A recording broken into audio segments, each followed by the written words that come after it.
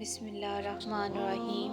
शुरू अल्लाह के नाम से जो बड़ा मेहरबान नहायत रहम वाला है। अस्सलाम वालेकुम दोस्तों, उम्मीद करती हूँ आप सब ठीक होंगे। शेखुल इस्लाम हज़रत अल्लामा ज़फ़र अहमद उस्मानी रज़ी अल्लाह तआला अन्हु फरमाते हैं कि मैं इस ज़माने में हज के बाद मदीना मुनव्वरा गया। हम लोगों ने खाना खाया, खाने के बाद दस्तरखान को ले जाकर एक ढेर पर झाड़ दिया ताकि रोटी के बचे टुकड़ों और हड्डियों को जानवर खाएं। थोड़ी देर के बाद जब अपने कमरे से बाहर निकला तो ये देखकर हैरान रह गया कि एक खूबसूरत 9 साल का बच्चा इन टुकड़ों को चुन चुन कर खा रहा है। मुझे सख्त अफसोस हुआ। बच्चे को साथ लेकर क़यामगाह में आया और उसे पेट भर के खाना खिलाया, क्योंकि मैं ऐसी हस्ती के शहर में था जो गरीबों का वाली और गुलामों का मौला था। मेरे इस बर्ताव को देखकर बच्चा बेहद मुतासिर हुआ। मैंने चलते वक्त इससे कहा कि बेटा, तुम्हारे वालिद क्या करते हैं?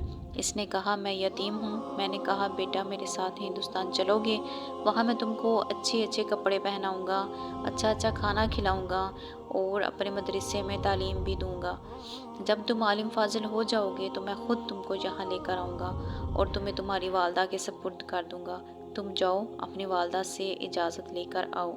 लड़का बहुत खुश हुआ और उछलता कूदता अपनी वालदा के पास गया। वो बेचारी बेवा दूसरे बच्चों के हराजात से पहले ही परेशान थी। इसने फ़ौरन इजाज़त दे दी।